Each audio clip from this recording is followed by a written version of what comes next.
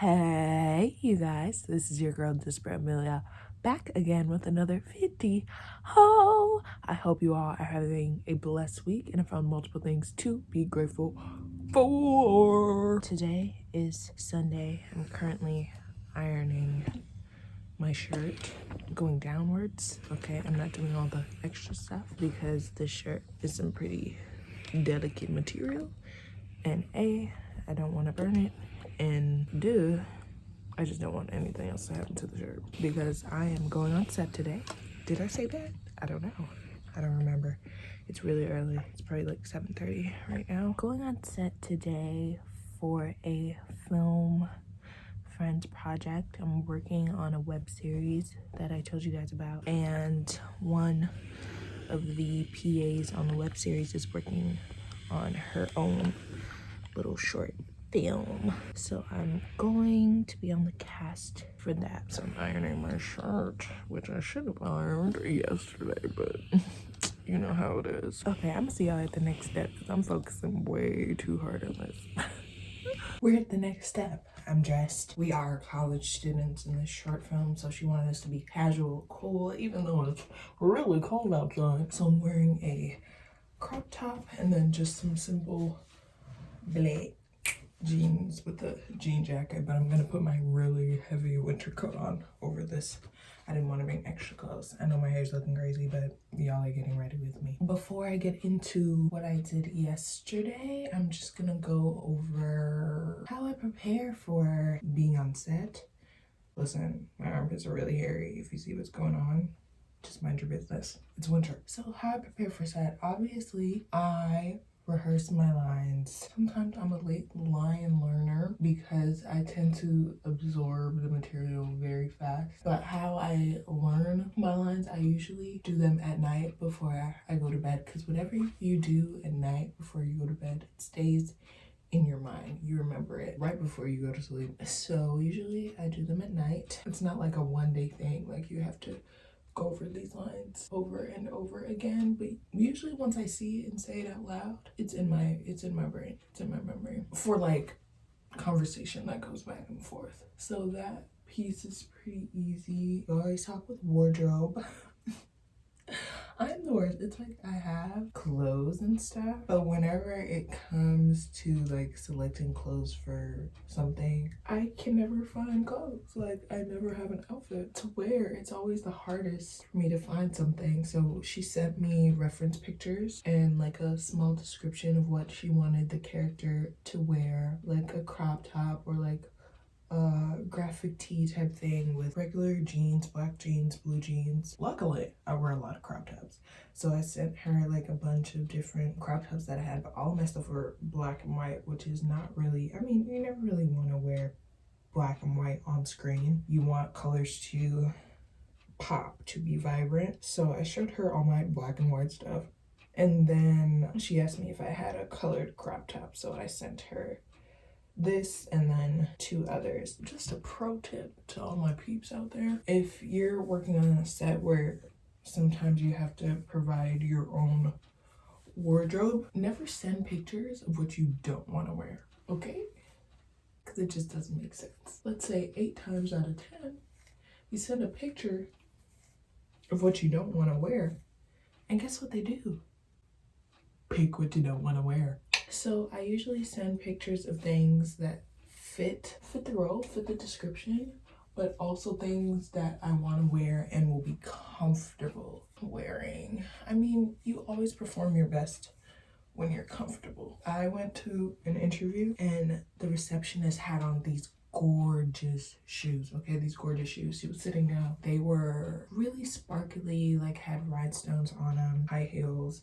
They were like nude sparkles at the top and then silver sparkles at like the bottom of the shoe. Gorgeous shoes. But literally when she stood up, like when her boss asked her for anything and she stood up, sis could not walk in the shoes. So she wasn't comfortable. So she wasn't performing her best. So what I'm telling you guys is please pick things that are comfortable so you can perform your absolute best. Picking out the fro. Also, I can do a tutorial on this fro. This is my mini fro. I need to cut my hair. It's like when I cut like the top of my hair a little bit shorter so everything can be much rounder. Yeah, we're just gonna make sure that fro is in around. Okay, most times when it comes to set like these where like your friends are producing, there's usually no makeup artist. Well, this is even when I was in school and when I was doing the sitcom. I always get really scared about makeup artists on set, usually because they're not accustomed. Well, let me not say they're not accustomed, but in the experience that I've had, especially when it comes to my skin tone or just darker skin tone in general, you look, because usually there's gonna be more than one makeup artist, you look for the person that looks like they will be able to handle your face, and you stick to that one person. Okay, because everybody does their makeup different in a personal manner. When you're doing it on set, everybody does their makeup different. Like for me, I like to set my face because I know I smile a lot, I know I talk a lot, sometimes I wrinkle my forehead and I frown. I make sure I set my face because if I don't, you're gonna be seeing creases here, here, here, here, and that is not fun. Excuse me while I look a little ghostly. It's gonna oxidize, so don't worry. I mean, not all of these like short film sets, not all of them have makeup artists there. I was gonna conceal my eyebrows, but it's really not that serious. We're college students, and keep in mind the context of the film you're doing. You don't need to do full beat, full glam. We're just students chilling out, talking. Especially with the sitcom that I was in, I made sure to not go first. I made sure that they did a couple of people's faces just to see how they would be doing other people's makeup, and then I would like see how they would do my face. Is that shady or not? Can my actors relate? Because I remember in The Buzz, when I was doing The Buzz, I had my one girl, okay? She was like department head of what's the name of their department, but she was like over like special effects, makeup, and all of that, so I knew she was really good. And even if you're really good, you still can have no idea how to do caramel skin, dark skin. And even people who are caramel skinned and dark skinned act like they don't know how to do makeup for dark skinned people sometimes. So I don't know, I don't like looking crazy on camera, and I am that actor who will see the makeup, I'm gonna let you do it now, but then I'm gonna go in the bathroom if you do me dirty, and I'm gonna get my life together. At the end of the day, you know, you're representing yourself, you're representing the people that you're working for, and I'm just making sure that I look nice, okay? But always communicate with your makeup artist.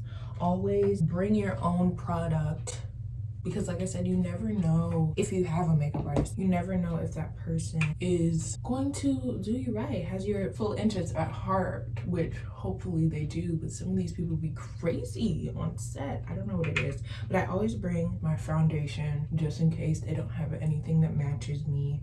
I always bring setting powder because like I said, I like to be set. Usually I just bring a little makeup bag of different stuff that I deem usable throughout the day, like any touch-ups that I would need. And if you're in a situation where you have to do your makeup yourself, even if you're not in a situation, sometimes I would come with a base on already, like my foundation, concealer, maybe brows, and then just set that. That way they can like add a lip or add eyes, anything that they want to. So I just make sure my base is done, and that way too, it goes a little bit quicker when you have a lot of people on set that need their face done and you're already like you're already halfway there. Wow, I just inhaled a lot of that powder. That way it makes it easier for everyone on set. But if you're doing your makeup yourself, just keep it natural. And if they ask you to add anything, I'm getting all this powder in my hair. Do you see that? I'm gonna wipe it off. But if they ask you to add anything, then you would have brought your product. You would be able to add. Be generous with yourself. Be generous with other people. Always be kind and nice, because just like you're there to do a job, they're there to do a job. And you don't want to be rude. You don't want to be, oh geez, it's like stuck in my hair. You don't want to be rude. You want to be kind and nice. And if your makeup is not going the way how you want it to go. You can speak with your makeup artist, you can fix it yourself, or you can talk with your crew, your production team, just to see what's going on. But those are my tips for getting ready. I need to put deodorant on because I'm getting sweaty doing my little makeup. And you know what we're not about to have? Smelly underarms, period. Ooh, I put that on the shirt and not the underarm. I do like 1,000 swipes, it's okay. Just so I don't get misconstrued, a lot of these tips were for my peeps who are still in school, my peeps who are doing low budget projects. Low budget meaning that there may or may not be like a makeup person on set, or just short films in general where the crew is very small and you have to do things for yourself. These were just tips that I've learned from doing different projects just to ensure that, you know, you shine on camera. So it doesn't apply to everyone. And if you're on like a professional set, most times they have makeup artists there and hair artists there. So usually whatever they put you in, that's what you're gonna be in. You honestly cannot change that. Say you were on a set like Inception, Dear White People, those kind of things, whatever makeup you're in. I remember I did extra work on a film that should be coming out this year, actually. They are so meticulous in how every single person on the set looks. Hold on, I'm doing my mascara, so I gotta be super close to the mirror. But even the extras, like they spend time. Like you have to be there crazy early, like 5 a.m. because there's so many people that they have to make sure are good. When you're watching these films and you see people like crossing the street, if they're in the supermarket and like a mom is pushing her kid in the cart, every single one of those people have done hair, have done makeup, have done wardrobe. Like everything is crafted for the specific look of the film. Don't think these people are just passerbys, okay?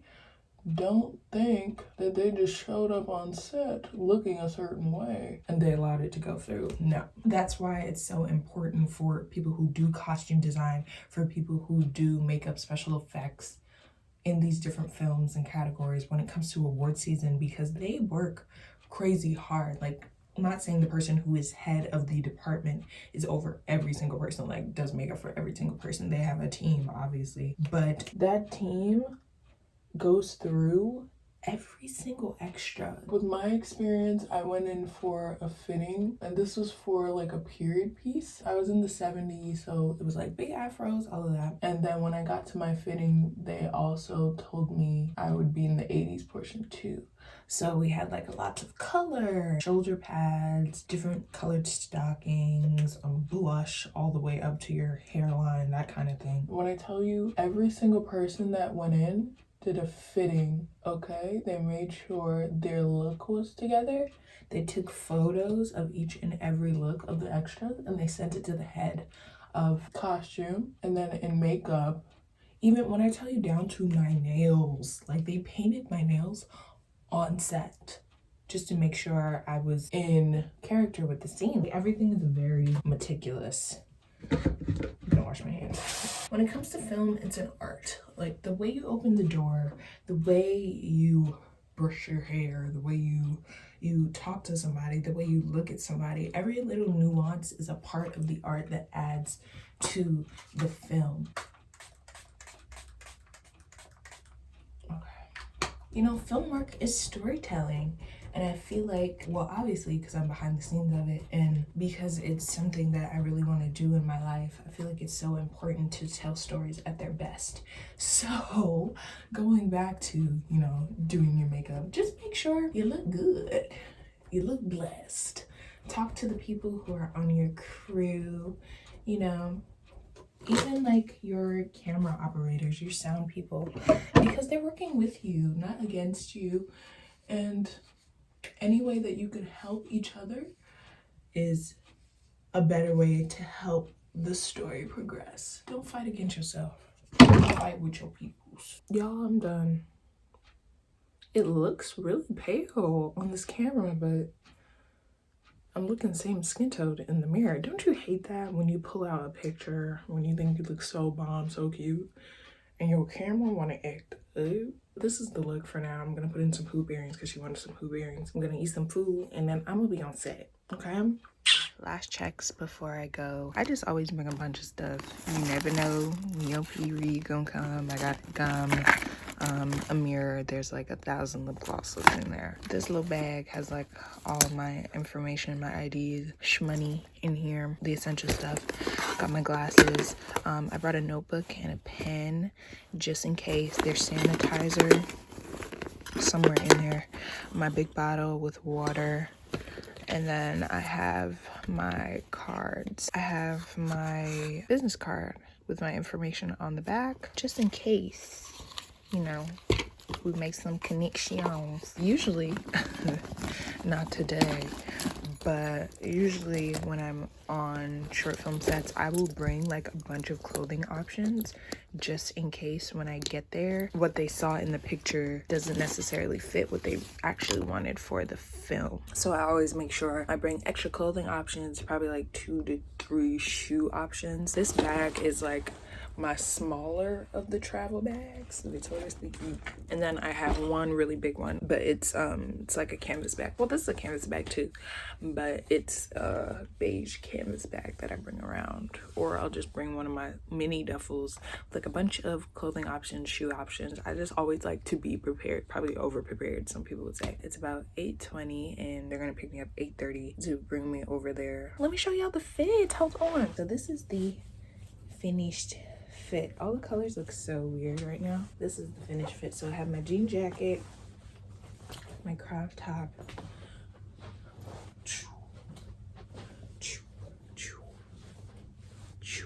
and then I'm just gonna put a big coat on over so to make sure that I am warm. But I'm on the way out, so I guess I'll see y'all later. Whoa, no, just kidding. I watch B. Simone's vlogs. I really love her vlogs. Even before she started doing the Baby Girl TV version vlogs, I loved her vlogs with Desi. I love her vlogs by herself. I loved her vlogs with Desi though. Her vlogs with Desi are so cute. That's cute. Ooh, ooh, like it. Ooh, ooh, ooh, ooh. Anyway, loved her vlogs with Desi, but she has Baby Girl TV now, so it's like a different kind of vlogging type for her, but it's hilarious. They were like making fun of YouTubers like doing the transitions like that. So funny. I watched that last night when I was twisting my hair and I was dying laughing. I also went to SCAD Podcast Festival. Sorry, I'm getting myself together, which was pretty cool. It was basically like seeing how to create a podcast, monetize from a podcast, building your brand for a podcast, and then you got to listen to a couple of podcasts. We listened to number 1500, which is about the 1500 person who was going through the death penalty. It was very interesting to listen to say the least. Number 1500. It was a cool, really cool festival. Excited to get this day started. As you can see, I'm talking in depth about what I'm doing because I'm trying to add more things in my life, like trying to make these vlogs just a little bit more educational on the things that I do, the things that I'm interested in. Listen, my main goal in life, career goal, is to be a part of the entertainment industry, just figuring out ways to tell stories in a way that can change other people's lives. So if I can incorporate anything in the content that I create that helps to give an inside look to that, and I definitely want to create content of my own, like short form films, musical narratives, anything that I can incorporate in my daily life to just let you guys know why I'm so passionate about it, what makes me so passionate about it, I will. So that's what I'm trying to do. Bye. Hey Reginald, what's you can do? Okay, let's start with Mark 1 first. Let's go. Any notes for them? Any notes for the actresses? Any notes for them? Good morning, y'all. My mom is so extra. Yesterday, I guess she was bored.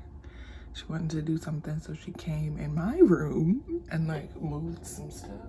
Okay, basically remodeled my room without, like, look at how much I can't.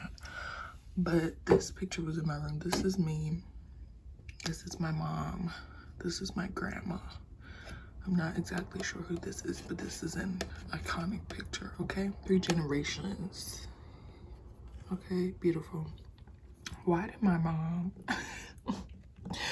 put a Polaroid of herself like in the corner of this picture? I know I took this. Oh, this was at school. I think this was at SCAD. Why did she do that? She childish. Hey guys, I'm at my orientation. I'm on break right now. I'm so tired, y'all. My back hurt. My back hurt. And I worked out yesterday, so everything hurts from that. But I'm at Costco. I'm eating pizza in a very berry sundae. I used to get these all the time, and my mom had like a Sam's Club card, but she doesn't anymore. I just want to sign in with y'all because I haven't seen y'all in a minute, but I'll probably talk to y'all when I get home. Okay? Bye.